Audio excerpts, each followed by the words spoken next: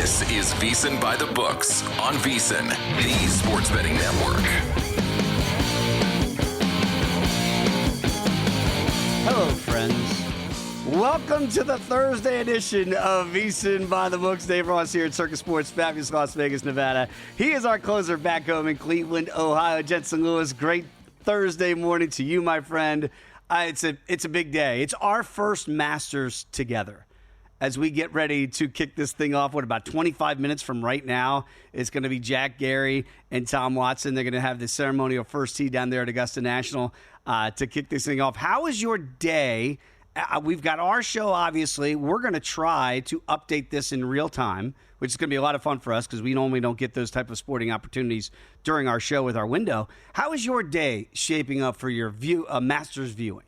Yeah, today is a great day. And today is also one of those, as far as the surround, you've never heard grass talked about the way it is today. You've never heard flowers, azaleas, trees, the wind, or everything has been augmented tenfold of the adjectives that'll be used about the weather and the surroundings and the aura for you kids out there. I am so excited once we sign off. I have one big monitor in the theater room that will be the main feed here for the early action. And then when we get to the afternoon baseball, I'll have a side monitor to kind of, keep track of some of the day games. Sure. Shorter slate. And it could not have worked out any better as far as a shorter day slate for baseball to have primary, ideas and thoughts on everything. But today is also the sweat of sweats for first round leaders. And can't wait to give those picks out today before everybody tees off and the ceremonial first tee gets underway here just in about 24 minutes, my man. Yeah, I cannot wait. We've got a great show lined up as we do each and every day. Of course, we're going to talk NBA and NHL futures later on this hour as well. Mike Palm is going to be in studio here in hour number 2. So we're going to have Palms pressing 3 as well. So get ready for those questions, Jensen. I wonder if they're all going to be baseball related or maybe he sneaks in some golf. You never know with Mike. And then Kelly Bidwin's going to be kind enough to come in early, of course. He and Gil Alexander with the numbers game after us each and every day. Kelly's going to come in here to begin hour number 3. So we'll get some live looks at Augusta, maybe talk about some of those in-game wagers as it goes on, because you can hop in, people, depending on where you are on first-round leaders, as we mentioned, in progress. So they adjust those odds out here. I know William Hill does it here in Las Vegas, depending on how the course is playing. So we'll get that early look at Augusta with Kelly. And, man, Reed Kuhn, if you haven't checked out his book, Fightnomics, it is absolutely spectacular. I've talked about it with Reed for years. His numbers basically brought an analytical approach to MMA. So as we get ready for a massive card pay-per-view this weekend on Saturday, we've been talking about the changing numbers all week. We'll catch up with Reed to close out hour number 3 to see what his numbers are showing him from an analytical standpoint here before we get to that main event with Alexander Volkanovski against Diego Lopez for the 145-pound championship of the world. I am wearing my Masters green. Now, look, I don't have a green jacket, Jensen, so this is the best I could do. I looked extensively into my wardrobe. I found 2 green shirts. That's it. One was a Planet Hollywood shirt when I attended UFC 196 about 10 years ago almost. And I thought that one might be a little small these days. So this is what I went with. Did you consider any green, or is green not in your repertoire as well? It's really not a part of mine. Green is headed in for the Casual Friday edition of By the Books tomorrow. So I'm actually kind of excited for you to see what I have in store for everybody. It'll be good. You'll like it. Maybe I'll go to the Planet Hollywood tomorrow. Since that's it. I got 2 green shirts. That's it. That's all I have. Yes. Let's get to our highlights and headlines without further ado here to kick off this edition of VSiN By The Books. Help your bottom line with today's highlights and headlines. Yeah, we're going to be talking a lot of golf today, but how about last night? Pour some out for our overs. It finally ended. Say it ain't so, Sacramento. First time all year that we do not get an over to cash in Sacramento. San Diego gets the win 2-1 as the under finally hits at Sutter Health Park. Now, the question's going to be asked about there. Was this just an aberration because it was a day game? And we got some of those on X. We appreciate always the feedback there. And I said, man, we got to wait for more data. But is there any correlation to the first day game, we get an under, 5 night games, we get 5 overs? I don't think so. Just both starters, Beto and Vasquez, really actually turned in quality outings identically. And one hit from Vasquez allowed on the Padres side, only 2 runs allowed by Beto from the Athletics. And so one of those situations where those guys answered the bell. 13 total strikeouts combined for the lineups between those starters and the relievers. So all good things come to an end. However, as I told you, it's not like it's going to get colder there. We are getting into some of those, humid months out west, and we shall see what happens in Sacramento as we get into May, June, and July. Yeah, I wonder what they're going to do, the books I'm talking about, for the adjustments that come. Obviously, there is no game today out there in Sacramento. Once those totals now, I don't know that they're going to stay around 10 like we had closing last night. You could have got some 9.5s early. Didn't make a difference that this game goes well under at 2-1. But, Jensen, I do wonder, like Colorado, you did see some 9.5s this week. I know it's early. They've got a 10.5 out there for Colorado and Milwaukee today. That's that total I'm seeing right now. How do you think the books are going to adjust, if they adjust, once we get to those warmer temperatures out there this summer? I do think they come up a bit, and as you mentioned, we had a 10 yesterday for the first time. Yep. For the Athletics. And then, as I told you, I think it's that next homestand that you kind of look at where, or at least the end of this homestand, I should say, starting tomorrow. You have the Mets. We know what that lineup can do, especially at the top. And then when they come back, that first series against the Texas Rangers, if Texas is finally hitting the way that we know that they're capable of, I think you'll see a little bit more. I got to tell you, we may go back to single digits when the White Sox come home. And that one, April 25th, 26th, and 27th, just because the tepid nature of that offense, man, it's they'll adjust for sure. I think we see more double digits moving forward, though. Boy, White Sox, they lose on a pulled hammy. If you saw that yesterday, it was so to the bad. Guardian. Oh my goodness! Coming around third for the game-tying run in the 9th inning, and you pull a hammy. I mean, that's as bad a loss as you can have if you're a bettor out there for the White Sox. If you had the Dodgers first to 10, you said, "Oh, this thing was done." Wasn't this thing done like 3 days ago? You get a push. You get a dead heat with San Diego, of all teams to catch you. Your rivals out west.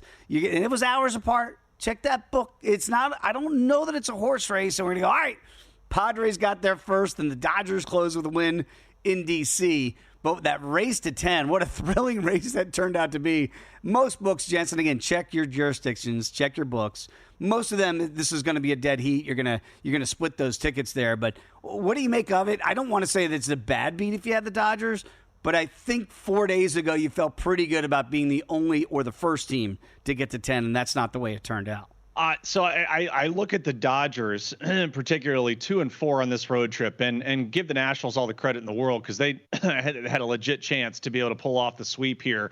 What stands out? The Dodgers hit 227 as a team on this road trip. They punched out 60 times in 6 games. Oof. Okay. 5 of the 6 games this road trip, Dave, they had at least 10 or more strikeouts from an offensive standpoint. The previous, all but one of the previous games that they played, they had 10 or more strikeouts. And so a lot more swing and miss.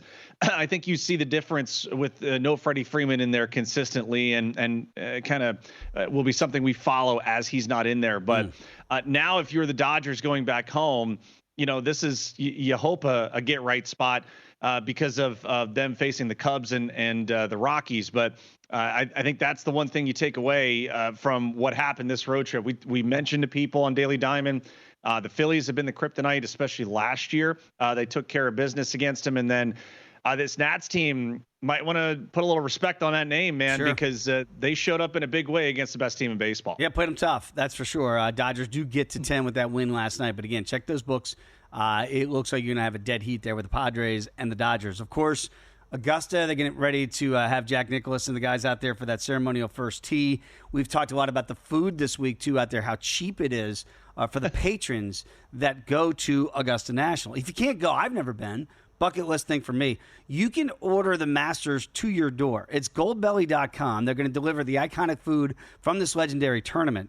Now, it costs $185, and the package is going to include 12 to 4 people, and it's going to give you pimento cheese, 24 ounces, pork barbecue, 24 ounces, egg salad, 24 ounces. That's a lot of egg salad. Plain potato chips, 6 bags. 6 bags of barbecue. You're going to get 8 chocolate chip cookies. Georgia pecan caramel popcorn, 6 bags. Masters branded souvenir cups, sleeve of 25 of those bad boys. Masters coasters, 12 of those. And Masters branded wax paper, sleeve of that is 12 sheets. And hosting kit materials, it's going to be printed menu, food carts, and accessories. All of that for $185. Jensen, is that something you want to have in your cart for next year? Put it this way. If 250,000 people order that at 185 just on the retail, that's 46 million. 46 million. I would say they know what they're doing. And yeah, I'm going to have to do it at some point. Absolutely. Can't do it this year. It's sold out. Right. Exactly. People are running to their computers or to their cell phones for goldbelly.com to get this stuff. Like, that's great. So you're going to have a master's party if you do that at home, though, right? That's the only reason why you would do this. Well, it's why I said yesterday, yeah, there's one time a year where people go crazy for mint juleps coming up here in May for the Derby. It's the only time everyone all of a sudden becomes a bourbon aficionado. So everyone's going to be a pimento cheese and a pork barbecue aficionado here as we celebrate the Masters. I will definitely be putting in for it next year. I can't wait to see it in person. I will say this. Last year, I was hosting during the Kentucky Derby here at Circa, and the fine folks here at Circa brought me a mint julep. Oh, fantastic. So it was like my first one on the set. And then, by the way, I can handle my drinks, people. So I was good for the show. It was just one drink, one mint julep, but it was very, very good. When we come back, we're getting ready to tee it up at Augusta. We'll give you our first round leaders before they tee it up. That's next right here at VSiN By The Books.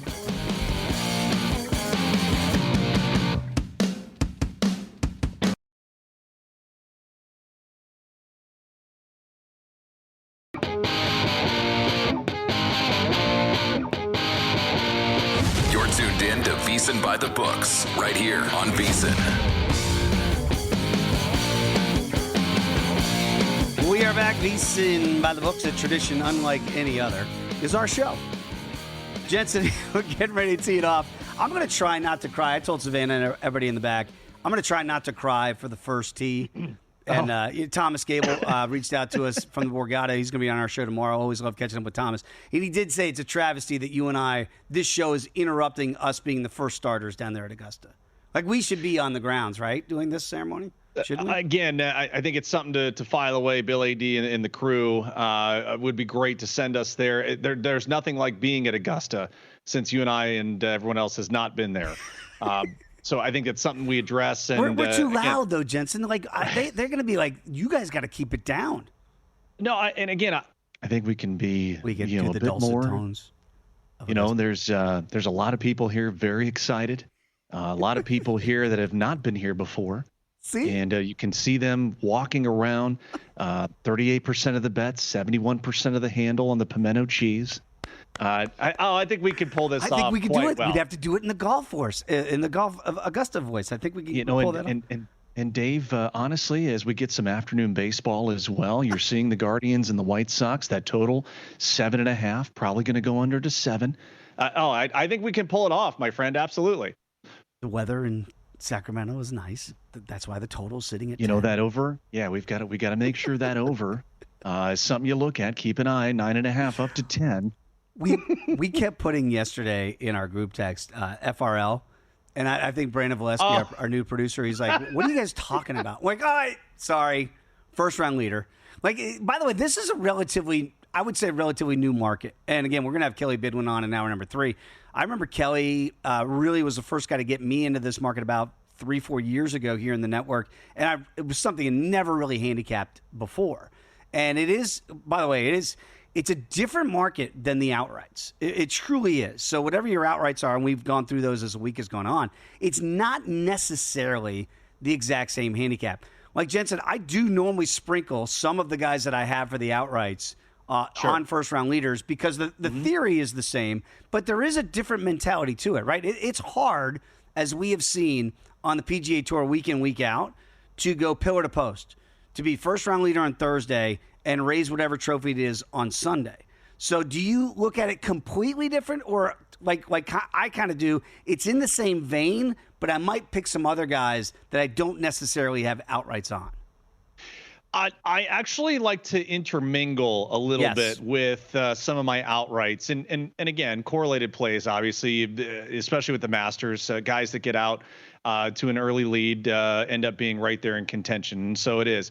The only one that was different for me, and we talked about it yesterday, I told you Bryson was boomer bust. There was no middle ground for me. And so I covered kind of myself, if you will, with if I played the plus 240 for him to miss the cut. I did take some shares of him at 30-1 to be the first round leader, as he was last year. Yes. And so that to me at 30-1, again, if you're pillar to post here, I covered both spectrums here, the good and the bad. And so, yes, I do like to intermingle. Morikawa, I have at 25-1 for first round leader. Shane Lowry, have an outright on 45-1. Patrick Reed, who's had course history here. And then I did. And this is the greatest part about our network here. You take a look at our experts and I guess, the guys on the Long Shots podcast, just seeing some of the names they like. I just went to you, my friend. I went right to next door and said, hey, Joaquin Niemann, you've been on him for months. So why not? Why not get the guy, in pocket and see what he does on day one? By the way, here at Circa, and again, these numbers are different out there at DraftKings. You can get 30-1 at DraftKings. He's plummeted in a good way if you're a Joaquin Niemann backer like we were. He's now really been shorted in the market. So he's been a fast tracker here for the outright market. You see him now on the first page of your Masters odds. Yeah, Joaquin Niemann from Live Golf is getting a lot of respect in the marketplace. You mentioned Bryson. I did cash a ticket last year on him right here at this tournament with that first round lead. And he had the outright lead by a shot this time last year. I only got him at 20-1 last year. So 30-1 that you have in pocket, I really like that because I'm kind of with you. I don't have that ticket on Bryson this year, but I see where there's that possibility that this is a golf course that he has had earmarked for a long time, that he always felt like, and he got in a little bit of trouble when he was a much younger man, saying this golf course is easy. Like he's going to be able to overpower that golf course. And they're like, oh, really? Okay, Bryson. Well, wait till you get here and check it all out. And it has not been that easy. I went a little bit down the board. Some of these I do have outrights on as well for some longer shots. But I do like Will Zalatoris. Again, first time out here. He finished second. Debutant, never has won here at the Masters. And that's why I don't have an outright on my guy, Maverick McNeely. But I do have a first-round leader on Mav at 60-1. So first time around that track, I think obviously this is a guy that we know the talent that Mav has. And by the way, he's now in the official golf world rankings. He's 10th in the world. John Rahm is 80th. It makes no sense. But just to give you a correlation that like Maverick McNeely's playing really good golf. Then Dietrich, he's my favorite Belgian golfer out there. He might be the only Belgian golfer. I'm not sure that's actually in the tournament. 70-1. You know I had to sprinkle a little bit on Little Denny. And Little Denny has come down because I got him at 200-1 a couple months ago. He's down about $150 in the marketplace here. So I don't know that Denny McCarthy can win the tournament, but he is the best putter in the world. Not necessarily a place that I'm going to put the emphasis on the flat stick. And then I also saw a market for Cam Davis that I like this week. Low Australian. You could find Cam around 10-1. Now, you got some really good Aussies out there. You got Minwoo Lee, who obviously just won on the PGA Tour. Adam Scott, the classy Aussie, as they call Adam, who's, of course, a former champion here at Augusta, plays this golf course very well. Jason Day, who's back out there where I think we're obligated to do a bad Australian accent whenever you say Jason Day. He's also on the field. So it's not going to be easy for Cam Davis. But I look at the ballpark, and it should be a course for his length that Cam Davis should be able to get out there and get around this track. I like him as a surprise dark horse. I hope he's around, and certainly would love to cash that at 90-1 today for first-round leader. Again, don't know if he can win all 4 days with that pressure that comes with it, but that's what I've got in pocket here for first-round leader bets. And again, let's throw yours up there, Jensen. And I like the fact that we're sprinkling a little bit on guys that we do give real shots to. And I love your Patty Reed at 50-1 here, Jensen. If there's ever a guy that chips and putts as well as he does around this place, I think that's the underlying metric that maybe we don't talk enough about Augusta, is chipping and putting, that conjunction. Yeah, agreed. And also the heartbeat, too. And I'm just channeling my inner professional athlete here of guys that haven't been there before. You know, the pomp and circumstance, the aura, and just the atmosphere in and of itself. That's a lot to deal with your first time around. And so You also look at some of these first round leader picks of, okay, guys that have been there, they know the warm up, they know, the cadence, they know how to handle the crowd initially, because everyone's excited. I mean, everyone is geeked to get back there. Much less the backdrop of, remember, Hurricane Helene came through there. And so all the differences, and it may be subtle, but shout out to everyone down there who got it back to what it was. Because remember, we saw pictures of it, we were like, hang on a minute, this is going to play a lot differently than maybe we anticipated. So shout out to everyone who was there and got it all done and got it back to the pristine nature that it is. But that being said, all of those guys that know how it plays, that know the sheets of glass that end up being, the greens here, regardless if you tee in the morning or not. I think those were parts of the handicap too that I want to jump into. I may add Rory here, first round leader at the end, because again, when we talk with Rex about, we're going to know he needs to get off to a good start if he's going to win. We're going to know if he's in contention. I have no outrights on him. I have no placements on him. Nothing. So maybe before we get going here, I may throw a first round leader on him as well. I said this last night on X. I have no bets on Rory. I'm rooting for Rory. I love the story. I think it'd be fantastic for the game. He would be a stone cold legend, as they said, if he gets this thing done this week. We do not have Tommy Fleetwood on our card anywhere. We love Tommy Fleetwood. Zone. Who doesn't love British Jesus? Everybody loves Tommy Fleetwood. One of the nicest guys by all measures out there on tour. His son, yesterday was the par 3. Get all the kids out there yesterday. Let's hear from Frankie Fleetwood, Tommy's son, about playing that par 3 and trying to get it onto that green. Well, I've been doing my hardest to get it over the green. I've been practicing as hard as I can. Just not reaching it this year, but I'm just trying my hardest. I literally, Dave, I came out here and I had all kinds of ideas about how I could make such an impact on the tournament. My daddy is going to be one of those people that will love to watch it. He's so nice. He may not be too nice to win, but I love him. I love this place. I love it so much. I mean, we had to run it, one, just because he's adorable. Frankie's adorable. And two, he's already mastered the interview room better than Colin Morikawa. Colin Morikawa, take notes. That's how you interact with the media. I'm trying my best. I'm doing my best. If Colin Morikawa just said, I'm doing my best and I lost, we're going to, you're Frankie Fleetwood. We get it. We understand. You want to bet the ponies? You can do that as well. It's not just golf. First Bet's got you covered. So you sign up now. You're going to get exclusive promotions, bet on hundreds of thrilling horse races every day, right from your phone or your computer. Visit firstbet.com. That's the number one, stbet.com. Use promo code VSiN200. Score a 20% rebate on all of your wagers for the first 60 days, up to $200. So don't miss out. Start betting today at firstbet.com.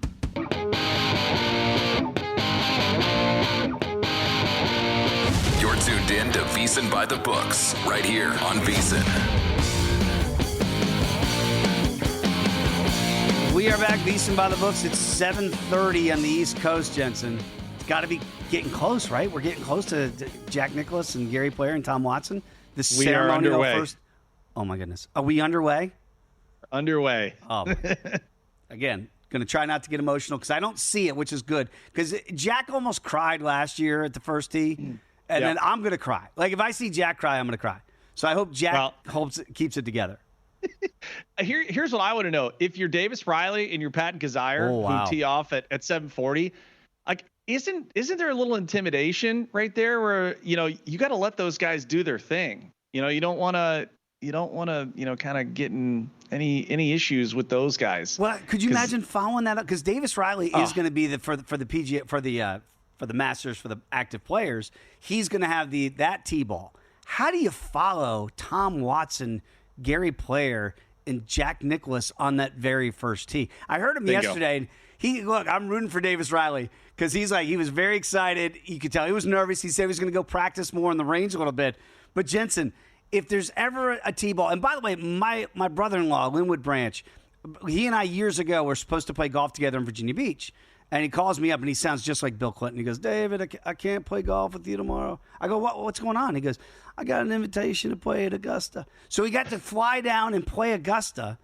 And so on the first tee, there's people there that when it's not Masters Week, there are just people that are there to walk the golf course. He said he's never been more nervous in his life on the first tee. If you're Davis Riley, and he said he striped that first tee ball, Linwood, right down the middle of the fairway, then did not play very well the rest of the day. But you got the first one out. Like, if you're Davis Riley, just give me a fairway finder on that first tee with everybody watching. The world's watching. By the way, sidebar, you're Bill Clinton? I can't believe it. I can't believe Put it. that ball right in the middle of the fairway. So, by the way, that's a bucket list thing. If you're ever supposed to play golf with me in a Muni somewhere and you get an invitation to play Augusta, no apologies. Enjoy that plane ride down there in Augusta and get on that first tee. We'll update that as the tournament begins. But it is now time for news or noise. Is it news Corleone is a man who insists on hearing bad news immediately. or just noise? Are you going to act like this is news? Just noise. This is noise. Let's separate the impactful from the insignificant with one simple question. News or noise? Here we go. And Jensen, this is something I was alluding to with Cooper Flagg after the national championship. That with the changing landscape of college basketball, JT Toppin has said that he's going to go back to school after signing a $4 million NIL deal. He's going back to Guns Up in Lubbock for Texas Tech. News or noise? I think it's news from the standpoint that if Cooper Flagg did want to come back, Yes. if JT Toppin is worth $4 million, what is Cooper Flagg worth to Duke coming back next year? And again, and we talk about futures here too. I had circled Texas Tech as a team. Okay, you want to jump on right away. I think that number could only go down to get off to a great start. We said the same about Duke. What does that number plummet to if Cooper Flagg comes out? Whoever Duke's collective is, and there's probably a couple of them that get together. Let's just call it $8 million. Okay. Cooper Flagg comes back, sets the record, $8 million for any college player to come back. Where are we now? In a Lewis and Ross administration, it'd be an executive order day one. You can only transfer one time in a 4-year period. And then we would have to cap what it could spend. Now, this isn't going to eradicate, players getting paid, because you and I have seen it for years. Okay, here in Ohio, obviously the big controversy with Jim Tressel and those cash payments and things like that, and the tattoos, and notwithstanding, and now it's just commonplace because of NIL. Where do you regulate it? Because we're starting to get into that territory where you are, and just in college basketball, we hear the mid-major is going to be priced out. The Cinderella's going to be done. No other non-big Division I team or department or collective can fund, this kind of compensation to be competitive. And so that's where I think we're in a slippery slope here. But as far as the futures go, this is huge for Texas Tech, because that number is going to come down a little bit. And if Duke has some way to pay Cooper Flagg one more time to come back, that number's in single digits immediately. 10-1 for Duke to cut down the nets this time next year. Texas Tech, 25-1. You're starting again. Like, I don't know how you bet futures right now in college basketball with all the NIL and the transfer portal and all those things. But if I know I've got a JT Toppin in there, player of the year last year, already coming back at 25-1, not a bad place to start if you really want to take a flyer right now for a bet next year. But you're right, and we talked about it. Cooper Flagg, if he comes back to Duke, that number might be 5-1. It might be cut in half from 10-1. So if you want to make a speculative bet on what Cooper Flagg's going to do, just see what JT Toppin did. Just a little bit of food for thought there. There was big news to come out of Augusta yesterday. They do kind of their, when Roger Goodell does his State of the Union for the NFL during Super Bowl week, they do this at Masters Week. And Fred Ridley, of course, the chairman there at Augusta, announced this, that at the Olympics in 2028, which is going to be here in LA, about 4 hours from where we are here in Las Vegas, how about this? Mixed team golf event was approved for 2028 Olympic Games. Now remember, they've only had the Olympics, golf in the Olympics since 2016 with Justin Rose. He won the first individual event, and Justin Rose talked about it. We saw Scotty Scheffler winning the gold last year. Tears from Scotty. This stuff means stuff to these men and women. And now that we get the mixed team event, what's Scotty Scheffler and Nelly Korda, that American team, what are they, minus 5,000? I'm kidding. You're not going to get a number like that. But they might be like minus 250 against any team they're playing in. I want to see this, man. Like Minji Lee and Minwoo Lee, brother sister from Australia. How cool is this idea for golf? They're getting better, and they're so out of the Stone Age now, being in Olympics and now having a mixed team event. I think golf, they're starting to knock it out of the park. Agreed. You know, the NBA has tried it at All-Star Weekend, right, where you want to have the skills challenge, also the three-point competition. It's escaping me, the WNBA player who went up against Steph. But at any rate, getting those worlds to combine, right, and come together, not only raises, you know, the exposure of the sport, but you bring in the fan bases together of both, and just using the golf analogy here, using, you know, the women's tour and the men's tour. And I think from an international standpoint, because golf, as we know, is international in so many different ways. What's to stop them from, you know, we have pro-ams. What's to stop you from having, I mean, this is where I start to workshop. And I think you and I should get this trademarked pretty quickly to make some money. Why not in the middle of the year or in some point where there's a lull in both calendars, have, you know, kind of that tag team sport or that event? What a great thing. And have each pair do their media availability together, hear the strategy, you know, if there's skins involved. I mean, I think it'd be wonderful. I really do. And seriously, watching, and I'm not the captain. I'd like to be for LA 2028, but like, how do you pair those teams together? Would you put Scotty and Nelly Korda for our American men and women? Would you put them together as a super team, or do you kind of split them up? You know what I mean? Like, I can't wait to see how that works out. We talk about with the Ryder Cup all the time. You know, infamously, we would put Tiger and Phil together, and they'd never win. It's just like, for some reason, they were combustible as a team. But don't you want to see, like, Scotty and Nelly, the best women's player and the best men's player in the world from the United States, play together? I also think of on the LPGA tour, one of the great personalities in Charlie Hall. You know, Tyrrell Hatton or something. I was just gonna say, you have Tommy Fleetwood. How you want to talk about two different worlds? She's smoking cigarettes out there. And Tommy Fleetwood, just, I mean, so nice and humble and just the nicest dude. And Charlie's out there just talking trash to people. She talks like a sailor. I love it. I cannot wait to see. I think it's so intriguing what they've just done for 2028 Olympics here in LA. I am all for that. So good on you, golf, coming into the into our 21st century here. By the way, VSiN.com right now. If you wake up and you have not checked out today what to bet, well, we're going to help you. Right now, when you become a VSiN Pro subscriber, again, this summer special is going to carry you through August 1st. You're going to get Hoops Peterson, but he's also Baseball Peterson. So he's got his Major League Baseball picks for you, too. Steve Mackinnon, Food City 500, NASCAR fans out there. His simulation is up. We're going to have all the horse racing picks coming up from this weekend's event. Plus, of course, round one recap, round two best bets. And that will be so intriguing how we adjust the marketplace from today to tomorrow for Augusta National.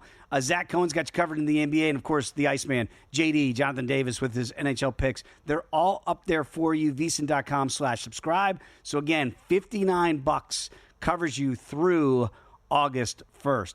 I saw a glimpse of the first tees, so I know that part of the ceremony is done.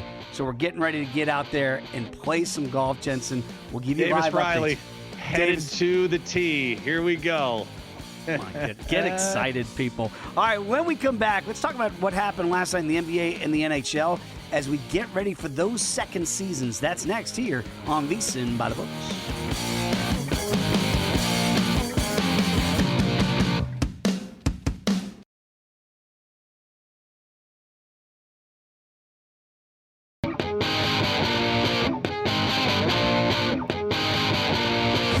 Tuned in to VSiN By The Books, right here on VSiN.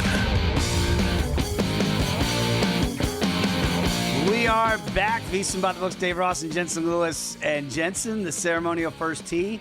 I'm glad I didn't see it live with Jack Nicklaus and Tom Watson and Gary Player, because I might have gotten a little bit choked up. But then you got to follow that and get off in the first tee. And I know Davis Riley was going to hit the ball first. You've got Shot Tracker. How do the guys do now that the tournament is officially underway? We are underway. First group is off the tee. Davis Riley, 289 left into the trees. Oh, no. He's got 150 to the pin. Patton Kizzire did not fare much better. He went way right, 285 into the rubbish. He is 144 to the pin right now. So both guys not in the fairway of their tee shots to get the Masters started. I can't wait to hear from those guys later. And they're like, I like, if you asked me, Jensen, hey, how'd you feel? I'd say, how do you think I felt? I followed Jack Nicklaus. No kidding. How do you follow the guy that's won 6 green jackets and maybe the most legendary player to ever tee it up at Augusta National? Yeah, good on you. The tournament's underway. We'll give you live updates. Again, our first-round leaders are already up there. And again, if you have not checked it out, check out VSiN.com. I know our picks are going to be up there, and certainly yours, Jensen, with your first-round leader plays and your outright winners. Scotty, of course, the betting favorite here, 4-1. Rory McIlroy is plus 650. And very quickly, we mentioned this, and we'll talk about it with Kelly to begin hour number 3. Kelly Bidwin's going to join us here before numbers game. You can still get in on those first-round leader bets, even though the tournament's underway, because most of these guys, the big boys, obviously are going to tee off. I'm with you. I don't know that there's an advantage to teeing off early or teeing off late. I heard Nota Begay, of course, was a college teammate of Tiger Woods. Nota played several Masters. He said he would like to tee off in the afternoon, not really weather dependent, more so to see how the course is playing. They would watch TV and watch the coverage from their rooms or wherever they're staying around Augusta to watch how the holes are playing. So you better believe there's guys right now. I wouldn't be surprised if Scotty Scheffler is watching Davis Riley and Patton Kizzire as they tee off to see what the balls are doing around the green, the undulations and all those things. You're trying to get every tidbit you can get before you get out there if you're a guy like Scotty who's going to play in the afternoon today. Yeah, Patton Kizzire, update for him. Now just taking his medicine, getting out of the trees in the right. He is now back in the fairway, shot number 2.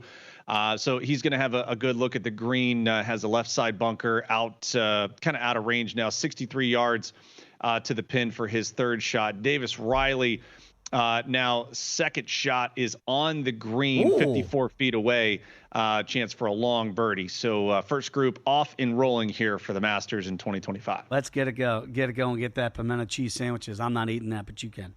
Let's get to what we saw in the NBA. It was an emotional night, and it had nothing to do with Augusta. For the return of Luka to Dallas. Do you see that ceremony they did for him? And he was in tears. Awesome. It really was. Like, again, for those that don't recall this big shocking trade, Luka didn't ask for this. This wasn't like Luka, we talk a lot about, athletes demanding their way out and all this. 45 points in his return last night. Lakers now up to the 3rd spot in the West. After jumping Denver. So what do you make of that with that return of Luka being emotional, dropping 45, you get the big win, and now the Lakers in the 3-hole out West? Yeah, again, when the trade happened, I think we still saw the shock. I don't even think Luka believed it, that it happened, even when he got in, off the tarmac, off the plane, and you could still kind of see, couldn't believe he was there. So massive win for the Lakers, dominant performance from Luka, dropping 45.